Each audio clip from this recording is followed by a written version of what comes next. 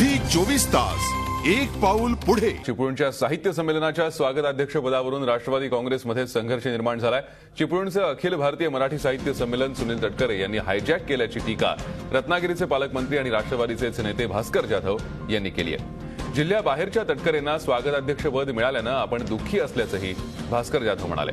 सुनील तटकरे यांनीच कोकणात गटबाजी आणली, त्यांच्यामुळे कोकणातल्या राष्ट्रवादीच्या नेत्यांमध्ये संघर्ष निर्माण झाल्याचं त्यांनी सांगितलंय। साहित्य संमेलनाला वैयक्तिक देणगी देण्यासाठी आपल्याकडे घोटाळ्यांचा पैसा नसल्याचा टोलाही त्यांनी तटकरेंना लगावला। साहित्य संमेलनाच्या स्वागताध्यक्षपद आपल्याकडे आल्यानं भास्कर जाधवांचा गैरसमज झाल्याचं स्पष्टीकरण सुनील तटकरे यांनी दिलंय। आपण भास्कर जाधवांना भेटू आणि त्यांचा गैरसमज दूर करू असं तटकरे यांनी सांगितलंय। तर संमेलनाचं स्वागताध्यक्षपद हे तिथल्या सहकाऱ्यांनी आग्रह केल्यानं घेतल्याचंही तटकरे यांनी सांगितलंय। सुनील तटकरे काहीही सांगत असले तरी राष्ट्रवादीतला संघर्ष या निमित्तानं चव्हाट्यावर आलाय।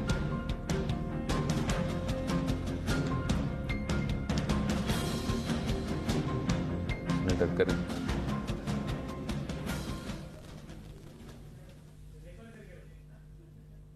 तुम्ही तुमचं काम करताय, मी तुम्हाला मदत करायची। इतकं अक्षरशः मी प्लेन होतो।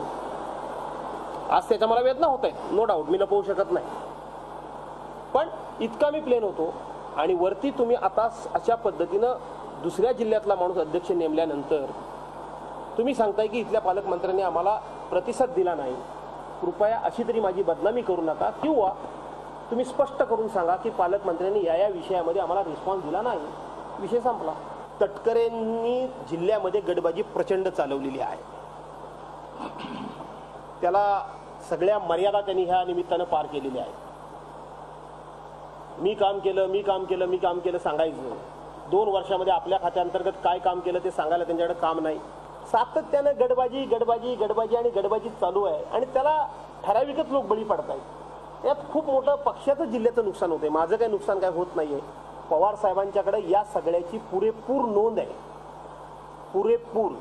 आणि पवार साहेबांना हे सगळं माहिती आहे की हे जाणीवपूर्वक काय चाललंय। 3 वर्षामध्ये त्यांच्याकडे जी खाती आहेत, परंतु त्यातल्या 2 वर्ष जे काही पाटबंधारे खातं आहे त्यांच्याकडे, त्या खात्याअंतर्गत ते एकाही कामाचं भूमिपूजन करू शकत नाही, उद्घाटन करू शकत नाही। मी कोकणाकरता काय निधी दिला ते जाहीर करू शकले नाहीत।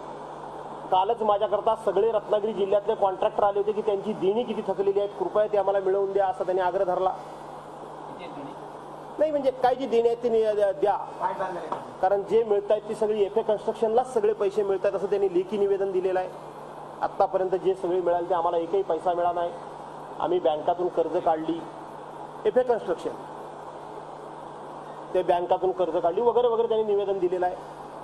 आता जेव्हा आमचे नेते जेव्हा ते आहेत त्यावेळेला नेत्यांनी जर यायचं म्हटलं तर काहीतरी कार्यक्रम केला पाहिजे ना। आपण पाहिलं भास्कर जाधव यांनी ही प्रतिक्रिया दिली आहे, आणि या संदर्भात आम्ही सुनील तटकरे यांच्याशी काही वेळापूर्वीच दूरध्वनीवरून चर्चा केली। आपण पाहूयात तटकरे काय म्हणतात।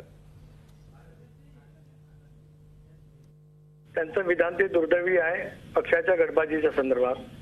दुसरं असं की साहित्य संमेलनाचं अध्यक्षपद, स्वागताध्यक्षपद हे मला तिथल्या सहकाऱ्यांची काही, ज्यांनी आज साहित्य संमेलन घेतलेलं आहे, तिथले जे काही सहकार्य त्यांनी येऊन मला सांगितलं की मी साहित्य संमेलनाचं स्वागताध्यक्षपद स्वीकारावं।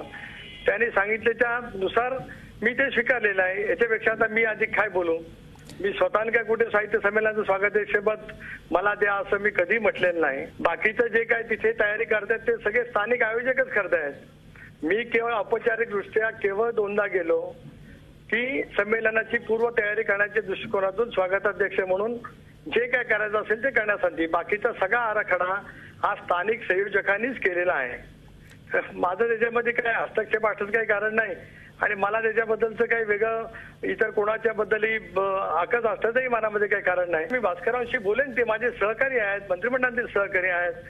ते त्यावेळेला पक्षामध्ये येण्यासंबंधीचा आमचा निर्णय झाला त्यावेळेपासूनच त्यांनी पक्षामध्ये यावं अशी माझी स्वतःची आग्रहाची भूमिका होती। त्यामुळे असण्याचं काही कारणच नाही ना। त्यांच्यात आणि माझ्यात कुठल्या कारणावरनं अंतर आहे त्यांनाच माहिती आहे, मला असल्याचं काही कारणच नाही। त्यांचं काय त्याच्याबद्दलचं काय म्हणणं असेल मी बोलीन त्यांच्याजवळ। झी 24 तास एक पाऊल पुढे।